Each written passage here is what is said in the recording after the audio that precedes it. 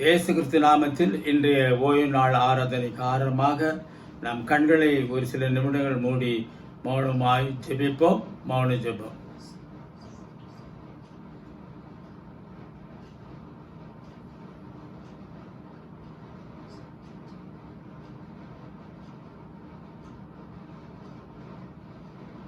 ஆமென். இந்த நாளிலே, இந்த ஓய்வு நாள் ஆராதனையிலே நாம் முதலாவது தேவனை நோக்கி நாம் துதிக்க போகிறோம்.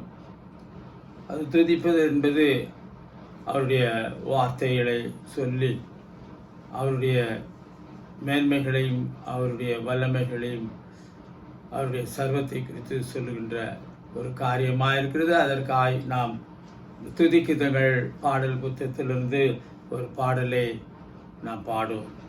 256வது பாடல், அருள் ஏராளமாய் பெய்யும் என்ற பாடல். அருள் ஏராளமாய் பெய்யும் உறுதி வாக்கிதுவே, ஆறுதல் தேறுதல் செய்யும் சபையை உயிர்ப்பிக்குமே. அருள் ஏராளம் அருள் அவசியமே, அற்பமாய் சொற்பமாயல்ல திரளாய் பெய்யட்டுமே. அருள் ஏராளமாய் பெய்யும் மேகமந்தாரமுண்டா, காடான நீளத்திலேயோ செழிப்பும் பூரிப்புமா. அருள் ஏராளம் அருள் அவசியமே, அற்பமாய் சொற்பமாயல்ல திரளாய் பெய்யட்டுமே. அருள் ஏராளமாய் பெய்யும் இயேசு வந்தருளுமே. இங்குள்ள கூட்டத்திலேயோ கிரியை செய்தருளுமே. அருள் ஏராளம் அருள் அவசியமே, அற்பமாய் சொற்பமாயல்ல திரளாய் பெய்யட்டுமே. அருள் ஏராளமாய் பெய்யும் பொழியும் இச்சனமே, அருளின் மாரியை தாரும் ஜீவதயாபரரே.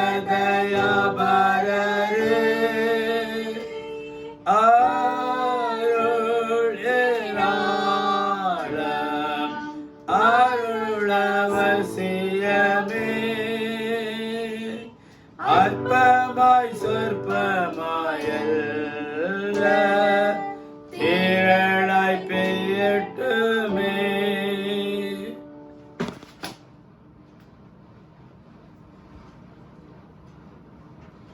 இந்த நாளிலே ஓய்வு நாள் ஆராதனையை அனுசரிக்க கூடியிருக்கின்ற நாம் தேவனை நோக்கி நாம் ஜெபிப்போம்.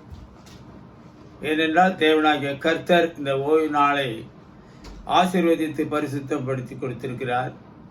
இந்த ஓய்வு நாளுக்குரிய வாக்கு தத்தங்களையும் ஆசீர்வாதங்களையும் நாம் பெற்றுக்கொள்ள வேண்டுமானால் அவரை நோக்கி நாம் ஜெபிக்க வேண்டியது அவசியமாக இருக்கிறது. ஏனென்றால் இந்த இக்கட்டான ஒரு சூழ்நிலையில காலத்திலே தேவனாகிய கர்த்தர் நம்மை காண்கிறவராய் இருக்கிறார். நம்முடைய உள்ளந்தரைகளை சோதித்தருகிறவராய் இருக்கிறார்.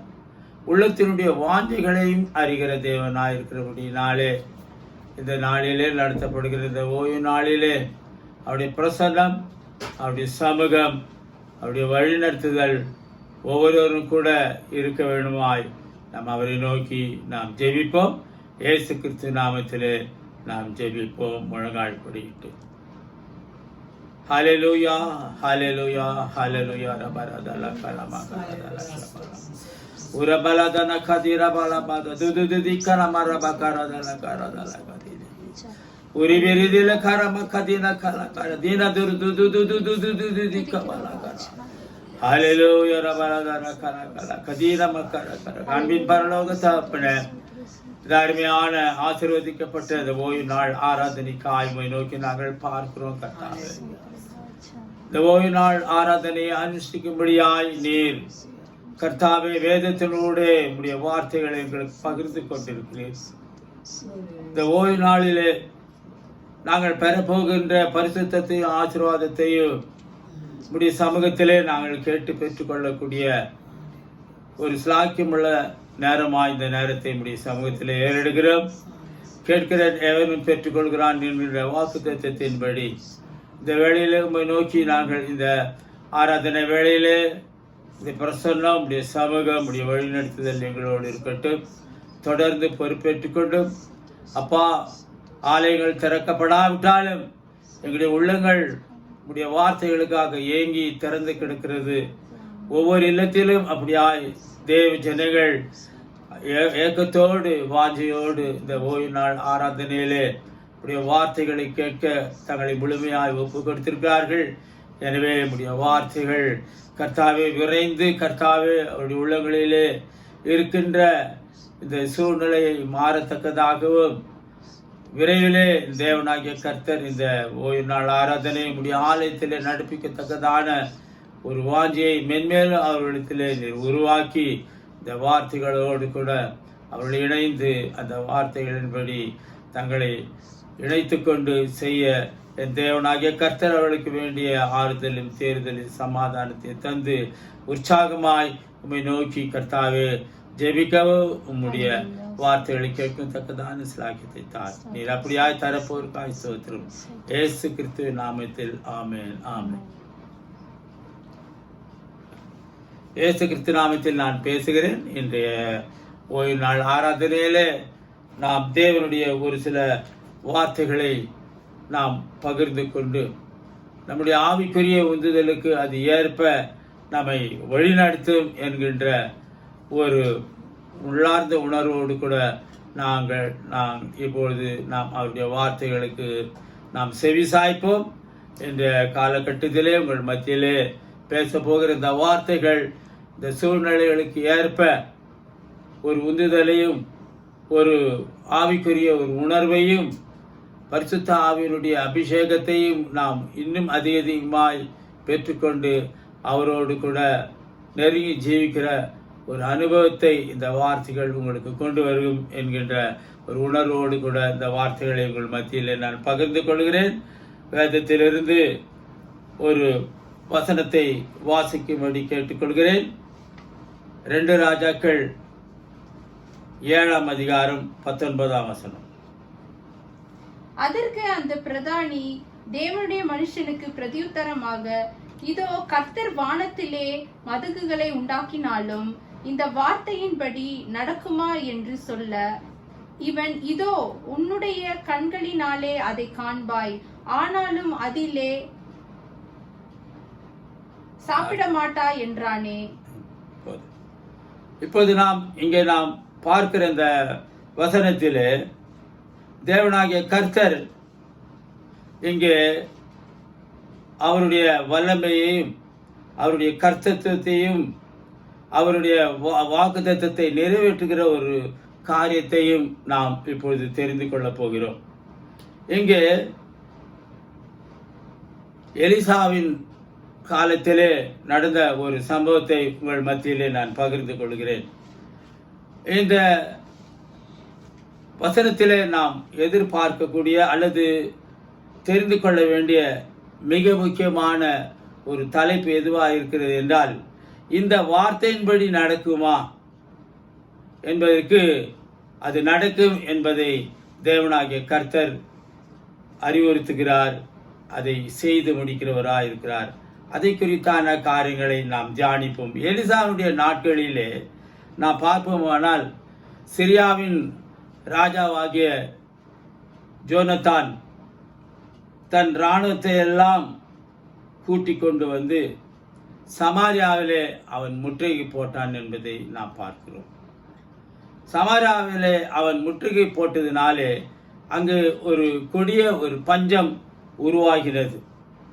அந்த பஞ்சத்தின் விளைவாக ஜனங்கள் மிகவும் வேதனைப்பட்டு பல்வேறு சூழ்நிலையிலே பாதிக்கப்பட்டு செய்வதறியாது அவர்கள் கலங்கி நின்று கொண்டிருக்கின்ற வேளையிலே இரு பெண்கள் இப்படியாய் பேசிக்கொள்கின்ற ஒரு காரியத்தை நாம் இப்பொழுது கேட்க போகிறோம். அவர்கள் என்ன சொன்னார்கள் என்றால், கொடிய பஞ்சமாக இருக்கிறது, உண்பதற்கு உணவு இல்லை, ஆகவே உனக்கு ஒரு மகன் இருக்கிறான், எனக்கும் ஒரு மகன் இருக்கிறான், ஆகவே உன்னுடைய மகனை முதலில் கூப்பிடு, நாம் அவனை சாப்பிட்டு விட்டு பிறகு உன்னுடைய மகனை நாம் புசிக்கலாம் என்று சொல்கிறதை அவரிடத்தில் சொன்னாள்.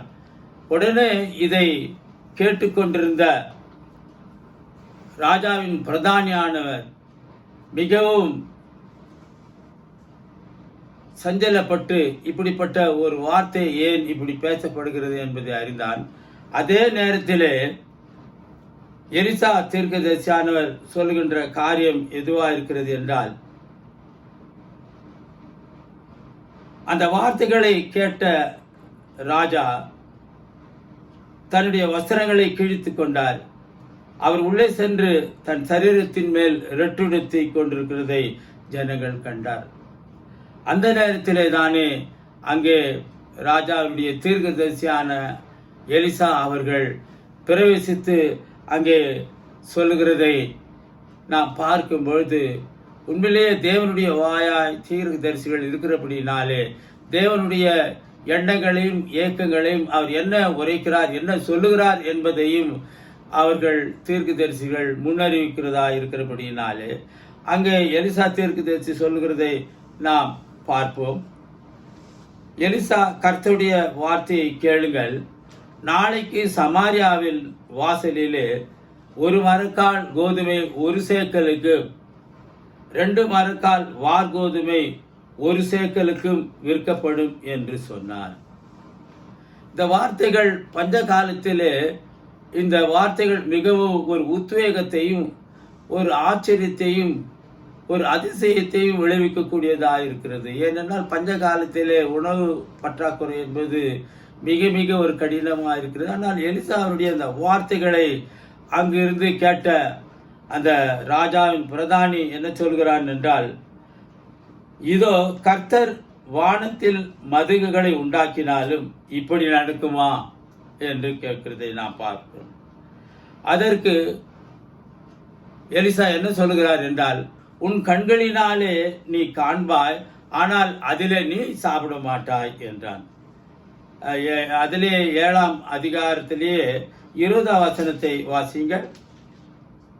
அந்த பிரகாரமாகத்தாலே அவனுக்கு நடந்தது. ஒளிமுக வாசலிலே ஜனங்கள் அவனை நெருங்கி மிதித்தினாலே அவன் செத்து போனான்.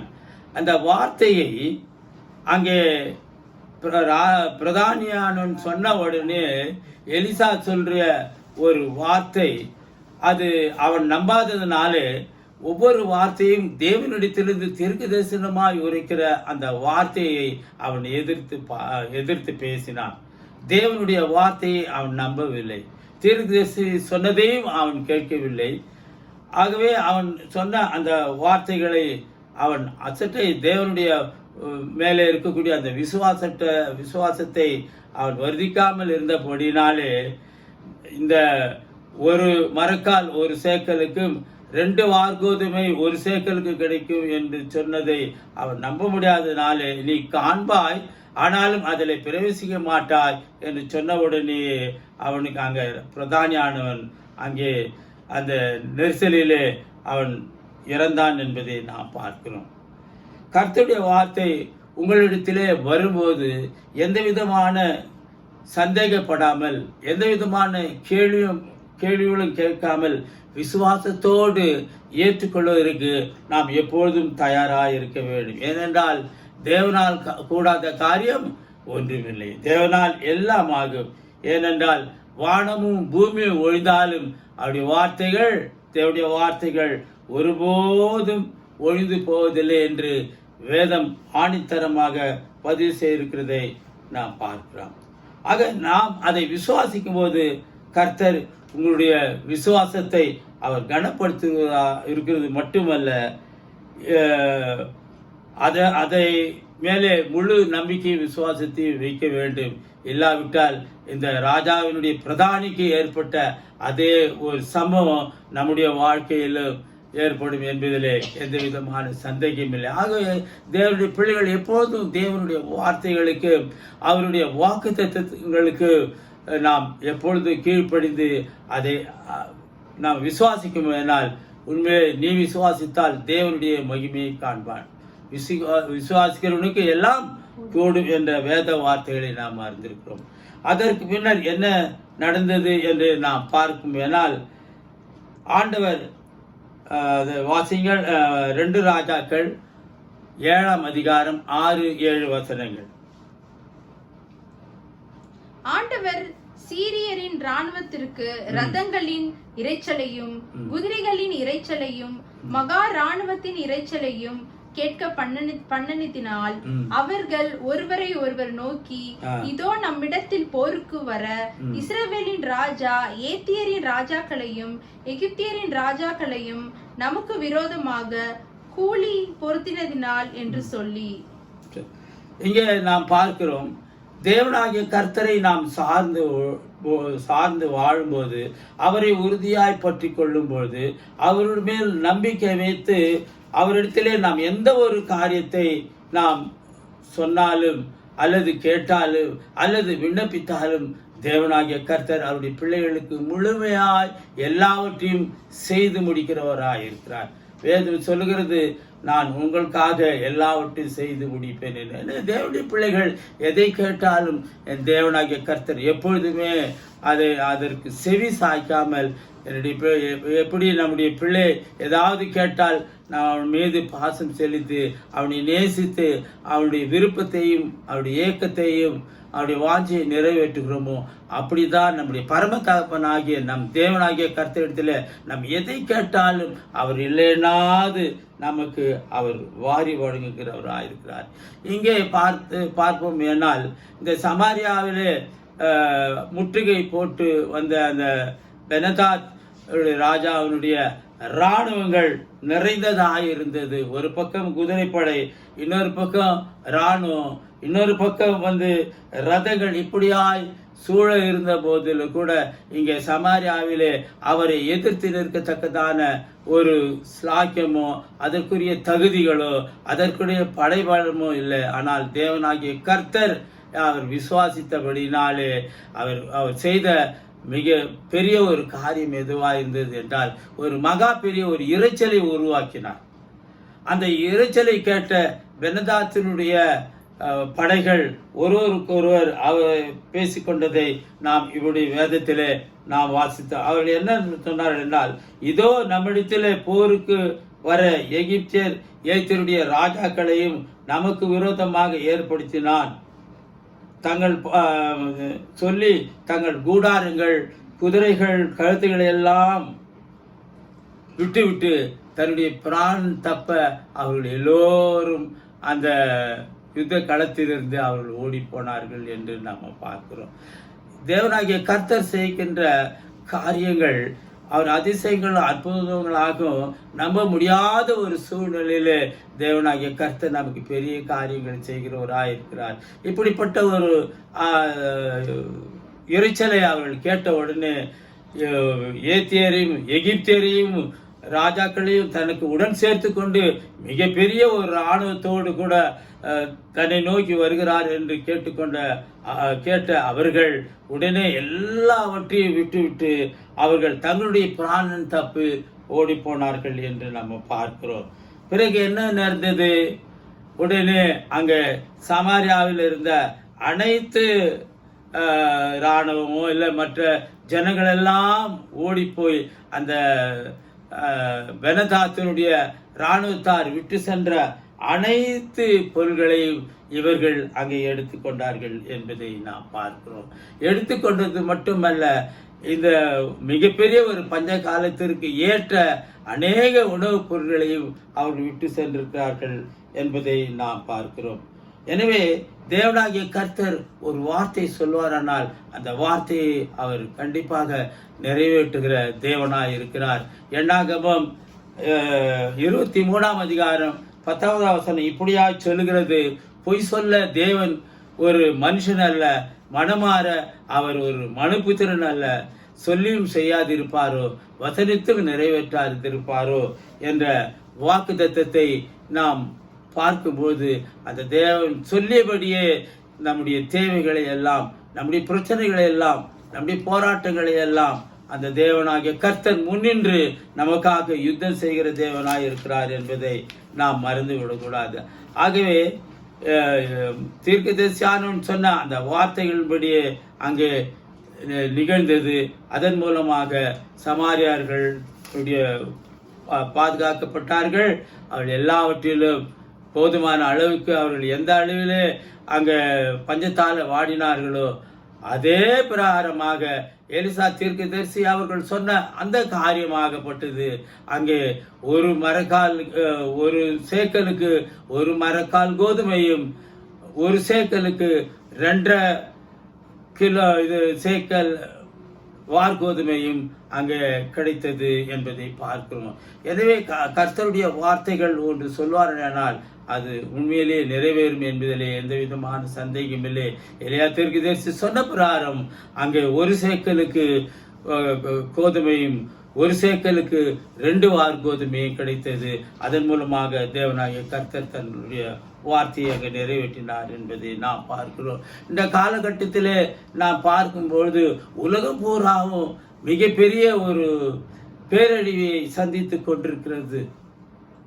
மருந்துகளை கண்டுபிடிப்பதற்கோ இல்லை மருத்துவத்தை செய்வதற்கோ முடியவில்லை. அதற்குரிய ஞானிகளும் இல்லை என்பதை நாம் பார்க்கிறோம். ஒவ்வொரு நாட்டிலும் அப்படிப்பட்ட ஒரு சூழல் இருந்த இந்த காலகட்டத்தில் ஞானிகளால் முடியாததை நாம் தேவனாகிய கர்த்தர் அவர் செய்வார் என்பதில் எந்த விதமான சந்தேகமில்லை.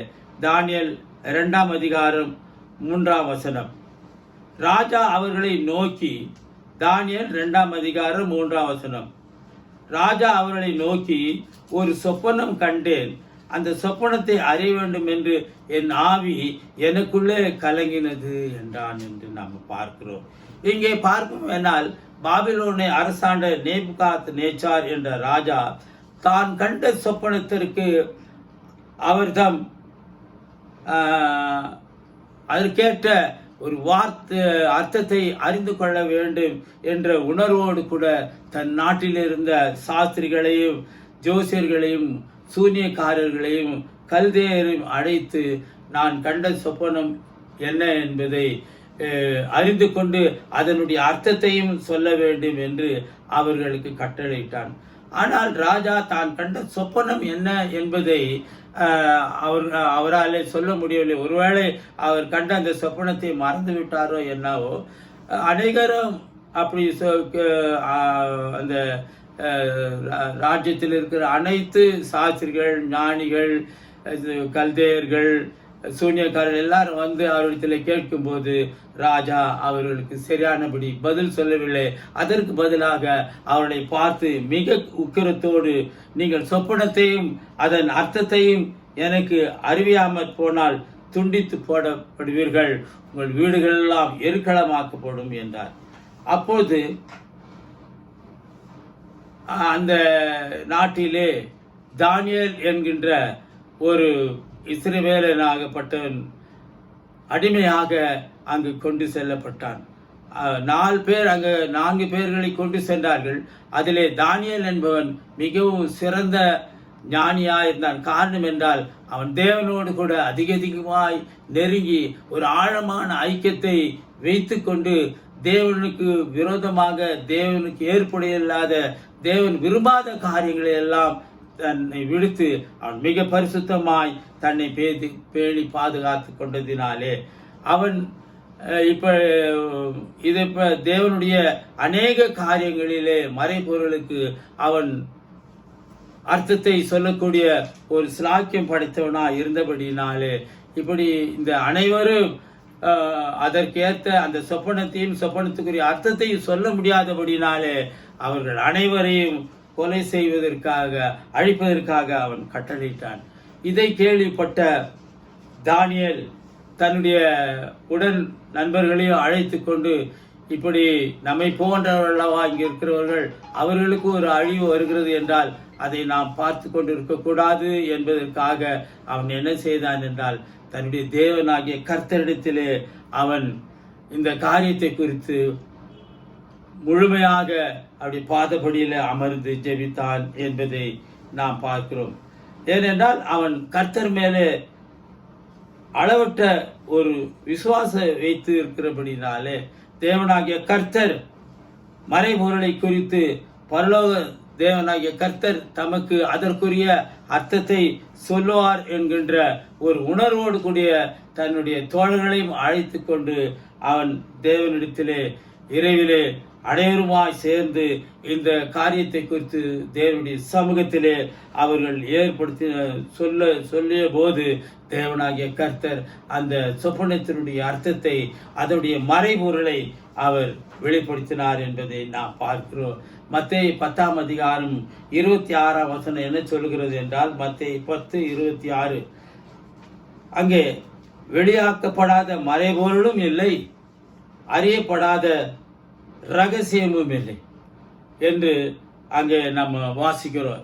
எனவே வெளியாக்கப்படாத மறைபொருளும் இல்லை, அறியப்படாத ரகசியம் இல்லை என்பதை நாம் பார்க்கிறோம். எனவே தேவனாகிய கர்த்தரிடத்திலே அவர்கள் அனைவரும் ஜெபித்தபடினாலே அவர் அந்த ராஜா கண்ட சொப்பனத்துக்குரிய மறைபொருளையும் அது என்ன சொப்பனம் கண்டார் என்பதையும் அதற்குரிய அர்த்தத்தையும் அங்கே அவன் வெளிப்படுத்தினான் என்பதை காட்டி சொன்னதை நாம் பார்க்கிறோம்.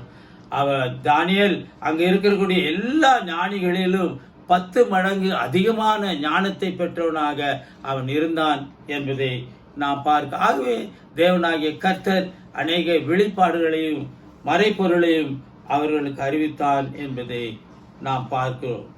தானியேலுக்கு தேவ ரகசியம் வெளிப்பட்ட போது அவர் நன்றியோடு கர்த்தரை ஸ்தோத்தரித்தார் என்பதை நாம் பார்க்கிறோம்.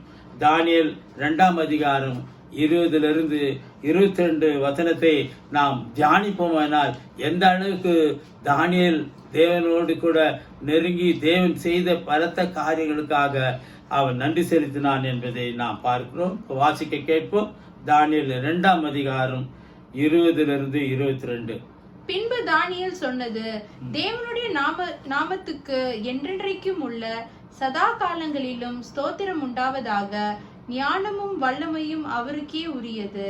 அவர் காலங்களையும் சமயங்களையும் மாற்றுகிறவர். ராஜாக்களை தள்ளி ராஜாக்களை ஏற்படுத்துகிறவர். ஞானிகளுக்கு ஞானத்தையும் அறிவாளிகளுக்கு அறிவையும் கொடுக்கிறவர். அவரே ஆழமும் மறைபொருளுமானதை வெளிப்படுத்துகிறவர். இருளில் இருக்கிறதை அவர் அறிவார். வெளிச்சம் அவரிடத்தில் தங்கும். எனவே தேவனாகிய கர்த்தர் தானியேலை கேட்ட உடனே தானியேலுக்கு அந்த தேவனாகிய கர்த்தர் எல்லாவற்றையும் அவனுக்கு அறிவித்தார்.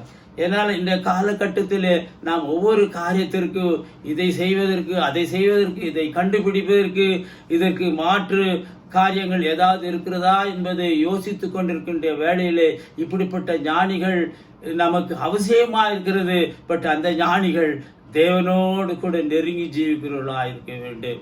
தேவனோடு கூட ஐக்கியம் கொள்ளுவர்களா இருக்கிறோம். மெய்தேவனை வணங்குகிறவர்களா இருக்க வேண்டும். அப்பொழுதுதான் தேவனாகிய கர்த்தர் அவர்களுக்கு வேண்டிய ஞானத்தையும் அறிவையும் அவர் பகிர்ந்து கொடுப்பார் என்பதிலே எந்த விதமான சந்தேகம் இல்லை.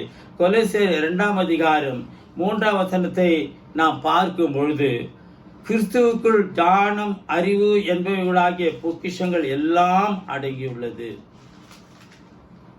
ஆகவே தேவனிடத்திலே நாம் எதை கேட்டாலும் இல்லை என்னாது நமக்கு அவர் வெளிப்படுத்துகிற தேவனாய் எந்த விதமான காரியம் அவரால் முடியாத காரியம் ஒன்றுமில்லை, மனிதனால் கூடாது தான், ஆனால் தேவனால் கூடும். இன்றைக்கு அநேகர் மனிதனை சார்ந்து மனிதர்களை உயர்த்தி கொண்டு மனிதர்களுக்கு புகழையும் புகழ்ச்சியும் அவர்களை உயர்த்தியும் மேன்மைப்படுத்தி வருகிறார்கள். ஆனால் இன்றைய காலகட்டத்திலே பார்ப்போமேனால் அப்படிப்பட்ட ஆட்கள் இல்லை.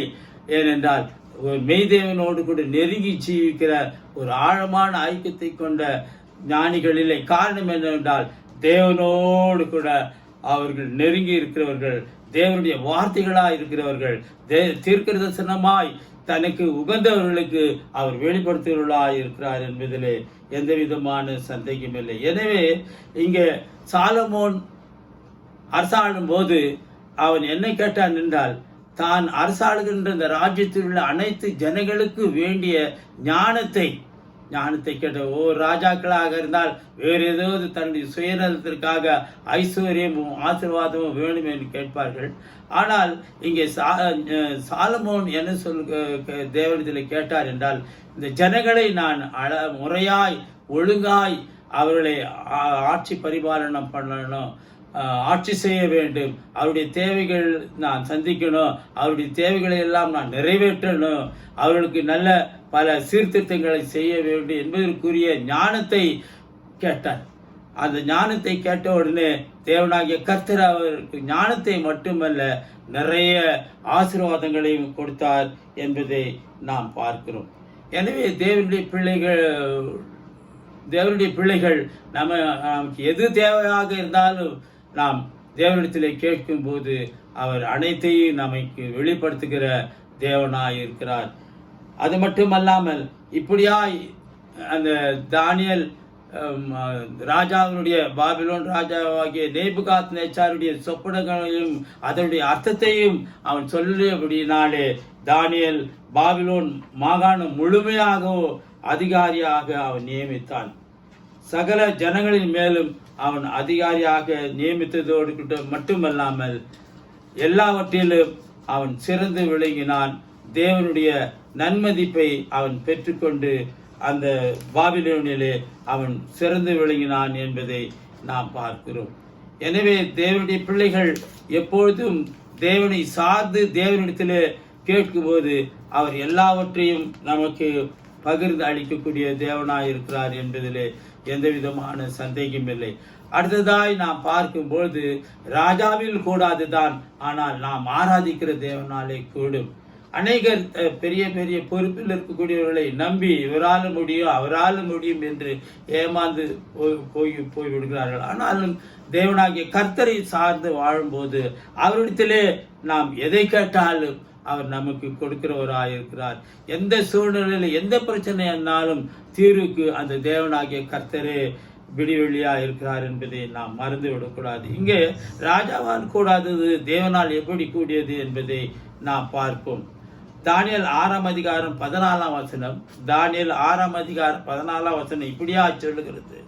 ராஜா இந்த வார்த்தையை கேட்டபோது தன்னில் மிகவும் சஞ்சலப்பட்டு தானியேலை காப்பாற்றும்படிக்கு பிரயாசப்பட்டு கொண்டிருந்தான் என்று பார்ப்போம். ஏனென்றால் ஒரு ராஜ்யத்திலோ இல்லை ஒரு அலுவலகத்திலோ ஒரு சில ஸ்தாபனங்களிலோ சிறந்த விலங்குகளை பார்த்தால் மற்றவர்களுக்கு சற்று பொறாமையா இருக்கும்.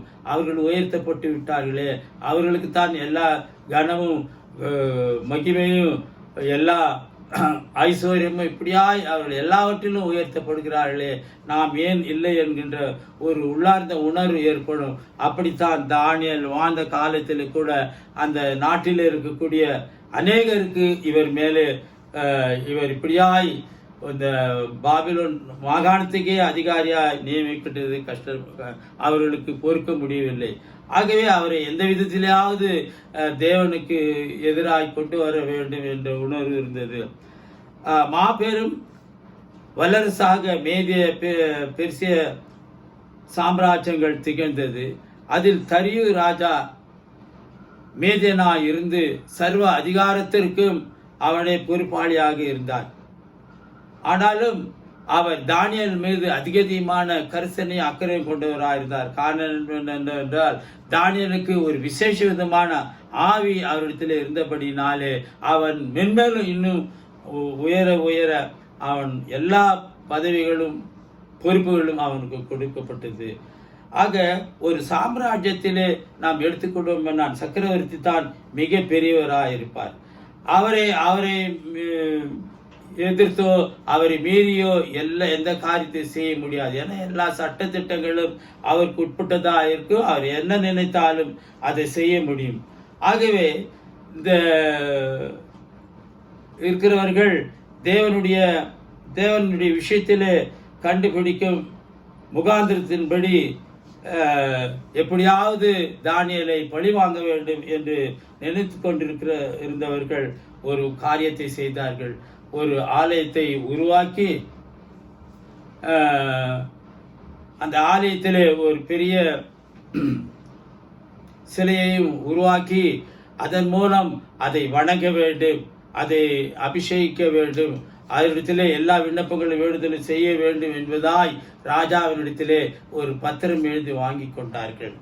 அதை வாங்கி கொண்டு அதை எதற்காக அவர்கள் வாங்கி கொண்டார்கள்? தானியேலை தேவனுடைய விஷயத்திலே எப்படியாவது நாம் பிடித்து விடலாம், அவன் மீது நம்ம இந்த குற்றச்சாட்டை உருவாக்கி அவனை பழிவாங்கலாம் என்ற ஒரு எண்ணம் இருந்தபடினாலே அவர்கள் அப்படி செய்தார்கள். அப்படியாய் தானியேல் என்ன செய்தார் என்றால், இங்கே 6ஆம் அதிகாரம் 10ஆம் வசனம் இப்படியாய் சொல்லுகிறது. தானியேலோ வென்றால் அந்த பத்திரத்துக்கு கையெழுத்து வைக்கப்பட்டதென்று அறிந்த போதிலும் தன் வீட்டுக்குள்ளே போய் தன் மேலறையிலே எருசலேமுக்கு நேராக பலகணிகள் திறந்திருக்க அங்கே தான் முன் செய்து வந்தபடியே தினம் 3 வேளையும் தன் தேவனுக்கு முன்பாக முழங்காற்படியிட்டு ஜெபம் பண்ணி ஸ்தோத்திரம் செலுத்தினான். எனவே தேவனாகிய கர்த்தரிடத்திலிருந்து அவனை வேறு பிரிக்க முடியாது. எப்போதுமே தேவனோடு கூட அவன் அந்தி சந்தி மத்தியான வேளைகளிலே அவன் தேவனை நோக்கி எப்போது ஜெபிக்கிறவனாயிருந்தான். ஜெபிக்கும் பொழுது தேவனாகிய கர்த்தர் அவனுக்கு பல்வேறு விதமான தரிசனங்களையும் பல்வேறு விதமான வரங்களையும் அவனுக்கு கொடுத்திருந்தபடினாலே அவனை எப்படியாவது இவர்கள் குற்றம் சாட்டி அவளை பழி வாங்க வேண்டும் என்று நினைத்தார்கள். ஆனாலும் தேவனாகிய கர்த்தரை தொழுது கொள்ள அவர் வேண்டிக் கொள்ள அவர் தவறில்லை. தினமும் 3 மணி நேரம் எருசலேமுக்கு நேராக பலகணிகளை திறந்து தேவனோடு கூட ஒப்புரவாகி அவர் ஜெபித்துக் கொண்டிருந்தார் என்பதை பார்க்கிறோம். இதை அறிந்த தானியேல் தனக்கு இப்படியாய் ஒரு களங்கத்தை ஒரு குற்றச்சாட்டை நிரூபிக்க போகிறார்கள் என்று அறிந்திருந்தும் கூட பார்க்கிறவர்கள் பார்க்கட்டும், குற்றம் சாட்டுபவர்கள் குற்றம் சாட்டட்டும், என் கர்த்தர் பெரியவர், அவர் ஆபிரகாமிலும் பெரியவர், ஈசாக்கிலும் பெரியவர், யாக்கோபிலும் பெரியவர். அது மட்டுமல்ல, இந்த நாட்டை ஆளுகின்ற தரியு ராஜாவை காட்டிலும் பெரியவர், சாம்ராஜ்யங்களுக்கெல்லாம் பெரியவர் என்ற ஒரு அசைக்க முடியாத ஒரு நம்பிக்கை தானியேலுக்கு இருந்தபடினாலே இந்த பிரதானிகள் காரியங்களிலே அவர் எதற்கும் அவர் அஞ்சவில்லை, எதற்கும் பயப்படவில்லை. ஆகவே ஞானிகள் அந்த பிரதானிகள் என்ன செய்தார்கள் என்றால், தானியேல் மீது இப்படியாய் பழி போட்டு உம்மை வணங்கவில்லை, இப்படிய வார்த்தைகளுக்கு அவர்கள் கீழ்ப்படியவில்லை, அவருடைய தேவனைத்தான் அவர்கள் வணங்கி கொண்டிருக்கிறார்கள், தொழுது கொண்டிருக்கிறார்கள், ஜெபித்துக் கொண்டிருக்கிறார்கள் என்ற ஒரு குற்றச்சாட்டை அவர் மீது அவர்கள் திணித்தார்கள் என்பதை நாம் பார்க்கிறோம். ஆகவே இப்படி ராஜாவுடைய வார்த்தைக்கு அவர்கள் கீழ்ப்படியாவிட்டால் அவர்களை சிங்கக்கேபியிலே போட வேண்டும் என்று அந்த பட்டயத்திலே சொல்லப்பட்ட வார்த்தையின்படி தானியேல் மீது குற்றம் சாட்டி அங்கே அவர்கள் என்ன செய்தார்கள் என்றால் சிங்கக்கேபியிலே அவரை கொண்டு போய் போட்டார்கள் என்று நாம் பார்க்கிறோம். இங்கே அதே நேரத்தில் தானியேலை எப்படியும் தப்புவிக்க வேண்டும் என்ற ஒரு உள்ளார்ந்த உணர்வு, அவர் மீது பாசம், அவர் மீது அன்பு, அவரை காப்பாற்ற வேண்டும் என்ற உணர்வு ராஜாவுக்கு இருந்த போதிலும் கூட, ஆனால் ராஜாவால் அது முடியாமல் போயிற்று. ஆனால் ராஜா தன்னில் மிகவும் சஞ்சலப்பட்டு தானியேலை காப்பாற்றும்படிக்கு அவன் பேரில் தனது மனது வைத்து அவனை தப்புவிப்பதற்காக சூரியன் அஸ்தமிக்கும் வரைக்கும் சிறைச்சாலை அண்டையிலே அந்த ராஜா காத்து கொண்டிருந்தான் என்பதை நாம் பார்க்கிறோம்.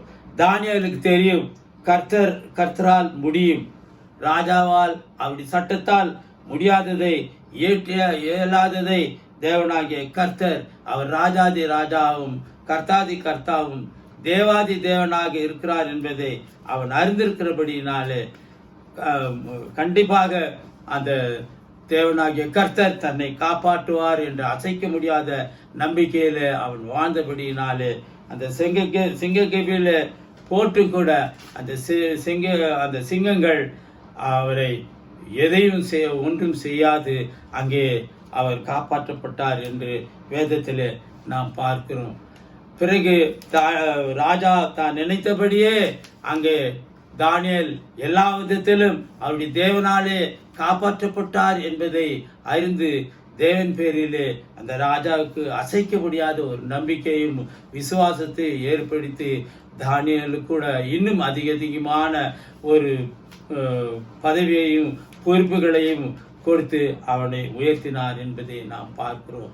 எனவே யார் எப்படிப்பட்டவர்களாக இருந்தாலும் கூட தேவனாகிய கர்த்தரால் கூடாத காரியம் ஒன்றுமில்லை, மனிதனால் கூடாது தான் தேவனாலே கூடும் என்பதை நிச்சயித்து நாம் எப்பொழுதும் கர்த்தரை சார்ந்து இருப்போம் என்னால் கர்த்தரிடத்திலிருந்து பல பெரிய காரியங்களை நம்மால் சாதித்து கொள்ள முடியும் என்பதிலே எந்த விதமான சந்தேகம் இல்லை. கடைசியாக ஒன்றை மட்டும் இந்த காலத்துக்கு ஏற்ற ஒரு காரியத்தை உங்களோடு கூட நான் பகிர்ந்து கொண்டு இந்த செய்தியை நிறைவு செய்கிறேன்.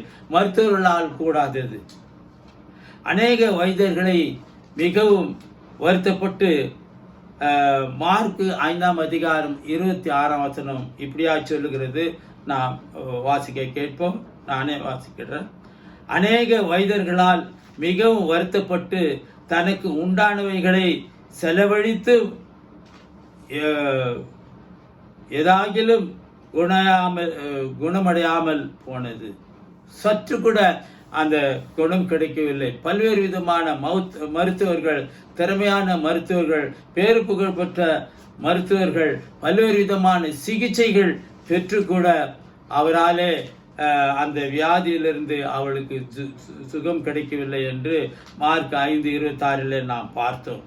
நாட்டிலே நாம் பார்க்கும் போனால் நல்ல வைத்தியர்களை கர்த்தர் இந்த உலகத்திலே அவர் வைத்திருக்கிறார்.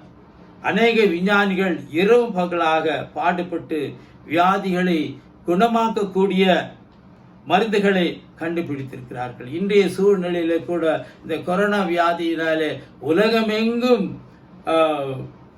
இந்த வியாதியினாலே பாதிக்கப்பட்டு அதற்கேற்ற ஒரு மருத்துவமோ அதற்கேற்ற ஒரு மருந்தோ இதுவரைக்கும் கண்டுபிடிக்கவில்லை என்பதை உலகம் அறியும், நாமும் அறியும். ஆனாலும் தேவனாகிய கர்த்தரிலே பலன் கொண்டு அவரை சார்ந்து வாழ்கிறவர்களாய் இருப்பார்கள் என்னால் உண்மையிலே தேவனாகிய கர்த்தர் அவர்களுக்கு அநேக வெளிப்பாடுகளை தருவார் என்பதிலே சந்தேகமில்லை. அநேக டாக்டர்கள் தங்கள் சரீரங்களிலே விஷக்கிருமிகளை ஏற்றுக்கொண்டு அந்த குறிப்பிட்ட வியாதியிலிருந்து விடுதலை அளிப்பதற்காக தாங்களே அதற்கு ஒரு மருந்து அந்த வியாதியை ஏற்றுக்கொண்டு அதற்கு மருந்துகளை கண்டுபிடிக்கிறார்கள். சில வேளைகளிலே அநேக மருத்துவர்கள் இறந்தும் இருக்கிறார்கள்.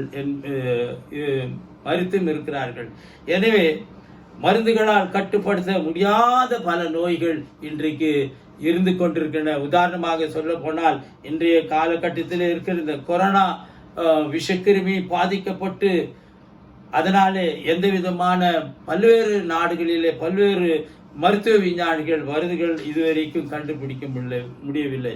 எனவே பல்வேறு வியாதிகள் உலகத்தில் உண்டு. சிலரை மருத்துவமனைக்கு கொண்டு செல்வதற்கு முன்னதாக டாக்டர்கள் கைவிரித்து விடுகிறார்கள். காரணம் என்றால் அவர்களால் குணப்படுத்தக்கூடிய மருந்துகளோ மருத்துவமோ இல்லை என்பதுதான் காரணம்.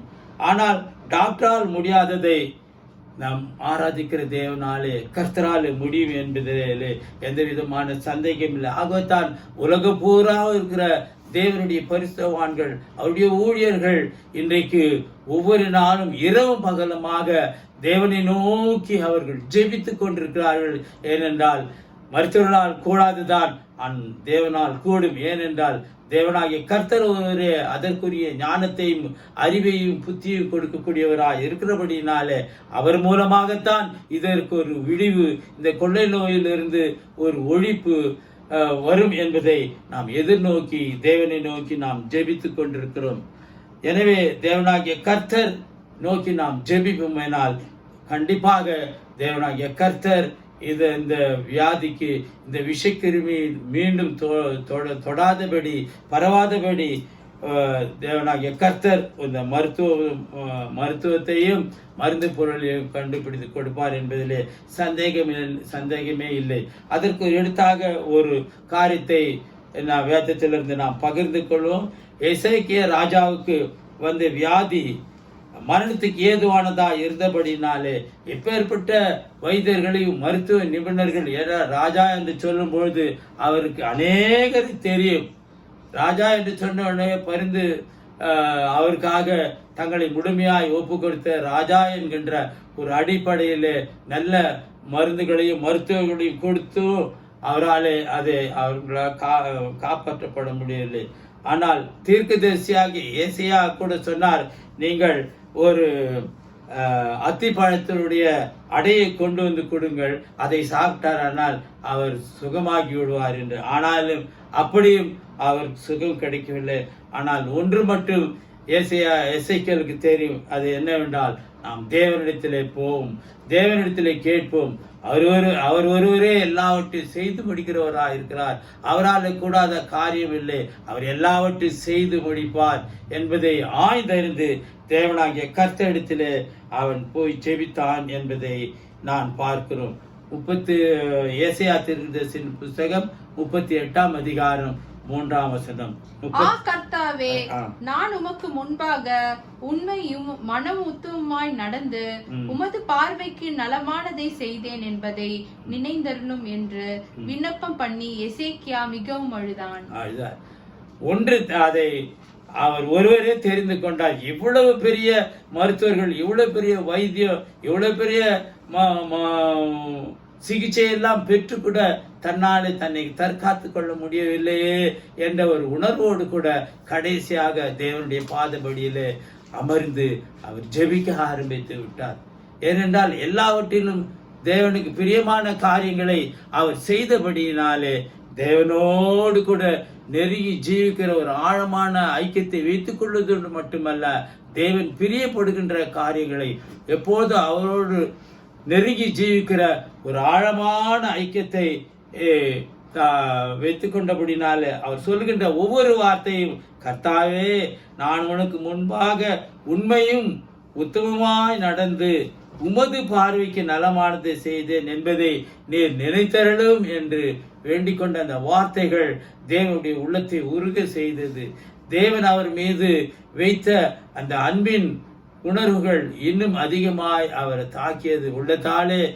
ஏனென்றால் ஒரு சிலருக்கு ஒரு சில காரியங்கள் நிறைவுக்கு வரும்போது அதை யாராலும் தடுத்து நிறுத்த முடியாது. ஆனாலும் தேவனாகிய கர்த்தராலே கூடும் என்பதை விசுவாசித்த எசேக்கியேல் தேவனுடைய சமூகத்தில் சென்று அவன் ஜெபித்தபடினாலே அந்த ஜெபத்தை அவர் ஏற்றுக்கொண்டு மேலுமாக அவருக்கு 15 ஆண்டுகள் அவருடைய ஆயுசு நாட்களிலே கூட்டி கொடுத்தார் என்பதை நாம் பார்க்கிறோம். ஆக தேவ சமூகத்திலே அழுகிற கண்ணீர் வலிமையான ஒரு மருந்தாய் இருக்கிறது.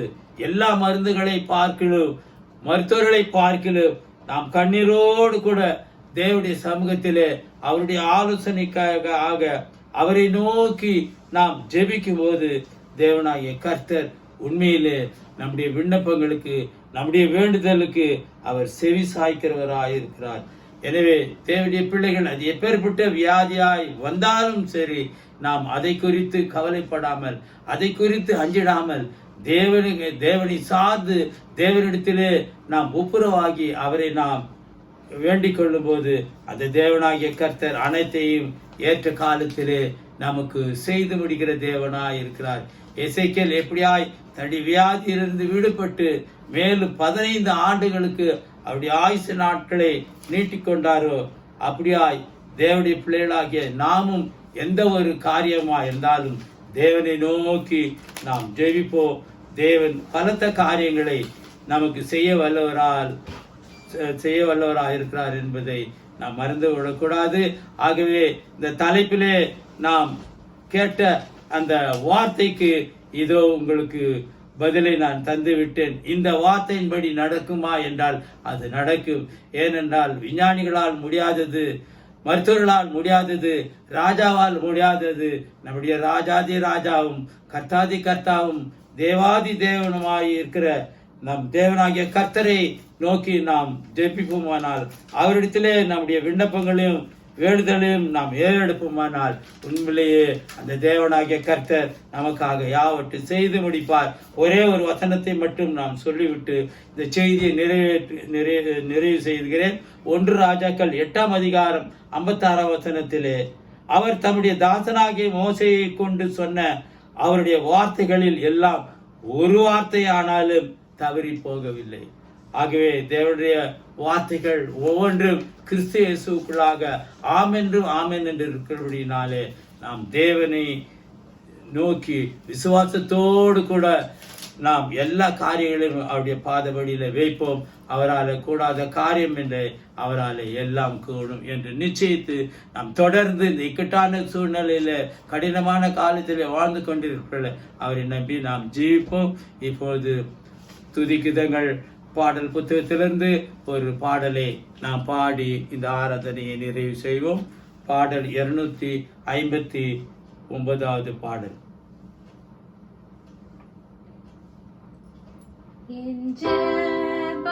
வேளை வாஞ்சிப்பே அப்போதெந்து கமாரப்பே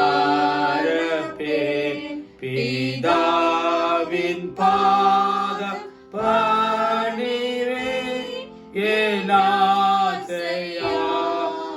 சொல்லுவே என்னோ வேளை தேறினார் என் ஆத்மபாரம்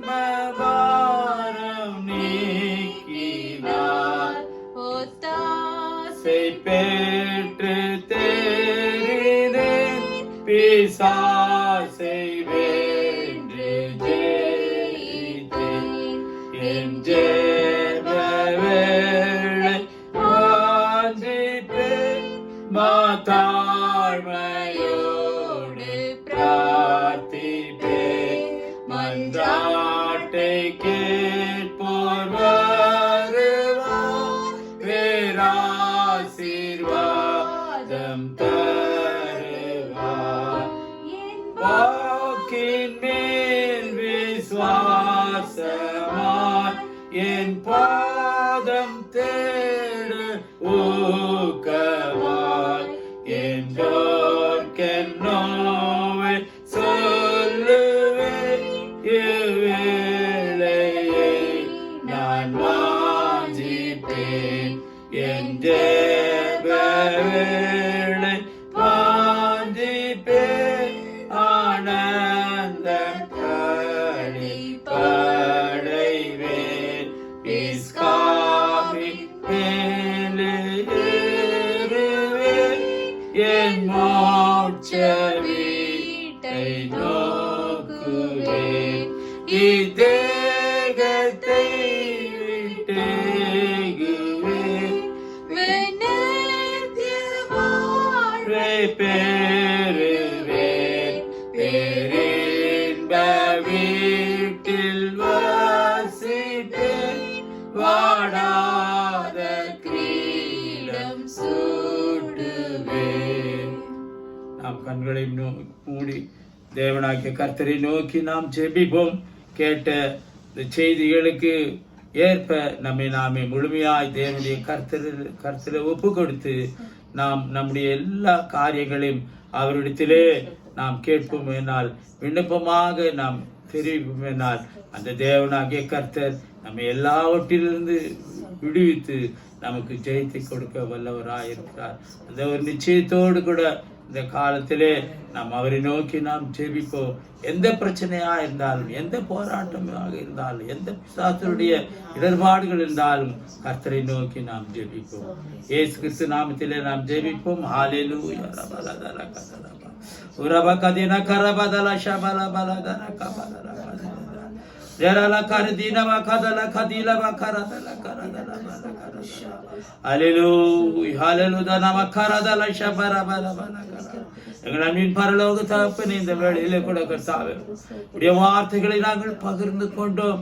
நீர் ஒருவரே மாம்சமான யாவருக்கும் தேவனாகிய கர்த்தராய் இருக்கிறபடியினாலே அப்பா இந்த கர்த்தாவே இந்த கடைசி காலத்தில் இந்த இக்கட்டான சூழ்நிலையிலே கூட கர்த்தாவே வியாதியினுடைய பெருக்கத்தினாலே வியாதியினுடைய தொடுதலினாலே கூட கர்த்தாவே உலகெங்கும் கர்த்தாவே ஒரு பேரழிவை நோக்கி சென்று கொண்டிருக்கிறது நீர் அறிவீரப்பா.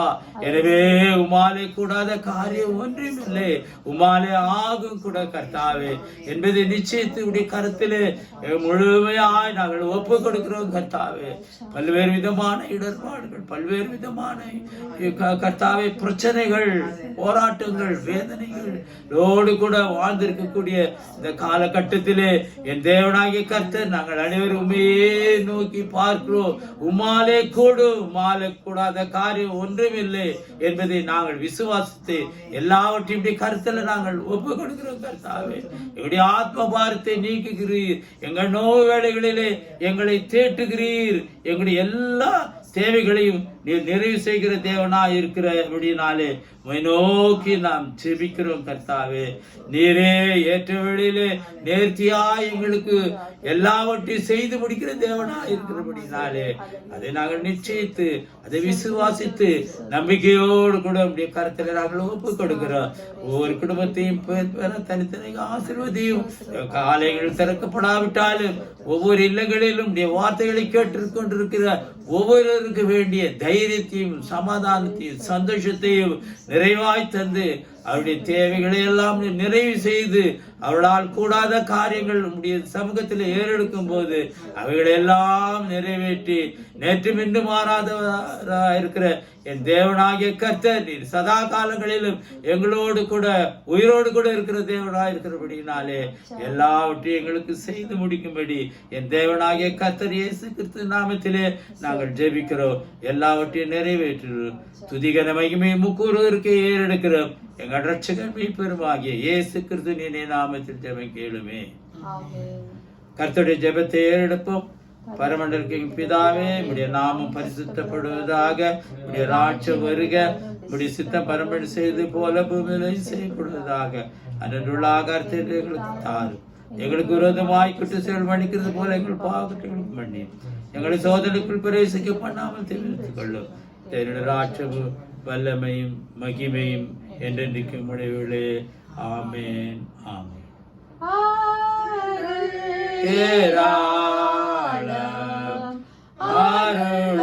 அருளவசியமே அற்பமாய் சொற்பமாயல்ல தீரளாய் பெய்யட்டுமே. அருள் ஏராளம் அருளவசியமே அற்பமாய் சொற்பமாயல்ல தீரளாய் பெய்யட்டுமே.